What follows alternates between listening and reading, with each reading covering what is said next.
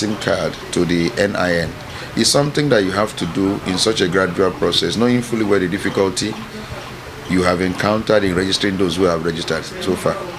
Between the year 2012 and 2020, that particular agency has been able to register only 45 million, leaving over 120 million unregistered.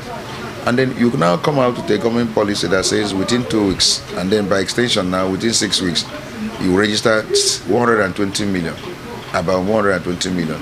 It's practically impossible, especially in the era in which we are in. That is the new COVID, the new wave.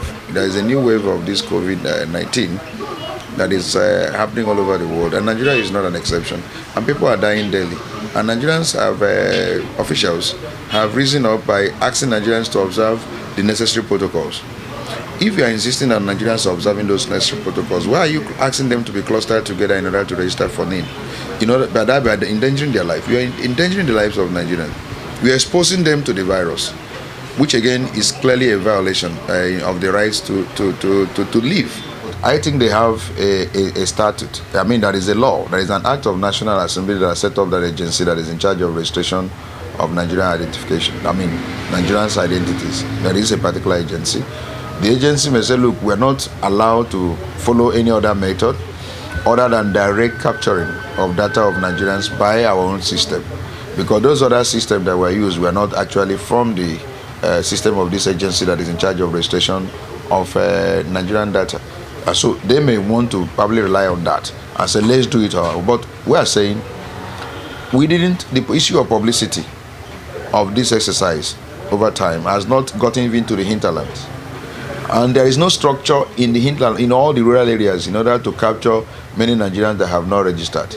Secondly, even now that they have now given deadline, the workers themselves in that agency are complaining that there are no things in place. They don't have enough computers.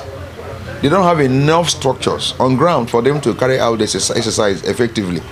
So if you have not provided all the materials within which to work with, if you have not provided enough structures within which to do this exercise, why are you now, trying to hurry up every person and risking every person's life? The people that you are asking to go and register, you are risking their lives. More so, when there is protocol you have asked them to observe, which is now being observed in breach. So I think that the government has to be a bit more transparent and serious about this.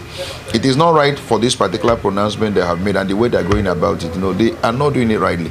And it is not right for them to insist on this 6 weeks extension. I have gone to court. I'm presently in court over this issue. I've sued the federal government and sued all the relevant agencies that are involved in this pronouncement of this policy. Alleging a threatened violation of people's rights. Because the SIM card that you have is your personal property and it cannot be taken away except in accordance with due process. The same thing with the issue of right to life and freedom of expression, which the Constitution guarantees. If you take away your phone, the SIM card that you have, you can't communicate. Virtually all 80% of our lives now, we live it on internet.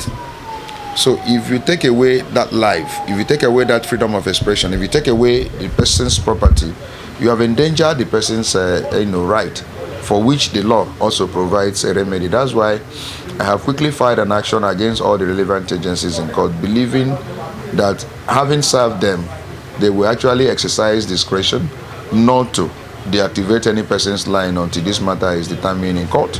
That is what I think that the ministers or whoever is in charge of this particular government directive should do, pending the time the court will determine. I have asked for a suitable time, reasonable time of at least 1 year, or any time that the court feels is reasonable, within which this particular exercise will be complied with. It will not be possible to use 6 weeks to register 120 million Nigerians. That is the point, and that is the truth, and they know it. As I said, it's even a directive. It's a directive. There's no enactment. There's no law that backs up this particular pronouncement that if your SIM card is not linked to NIN, these are the consequences. There is no law made by the National Assembly. What came out, which we are now being stampeded to obey, is a government pronouncement by a minister. There is no law backing it that everyone's line must be linked to this, and these are the consequences for non-compliance. There is no such law. It's a pronouncement of a minister, and a pronouncement of a minister does not constitute a law. So that's why I have invited the court now to come in and look at the state of our law with regards to this particular directive and see whether what is being done is actually right.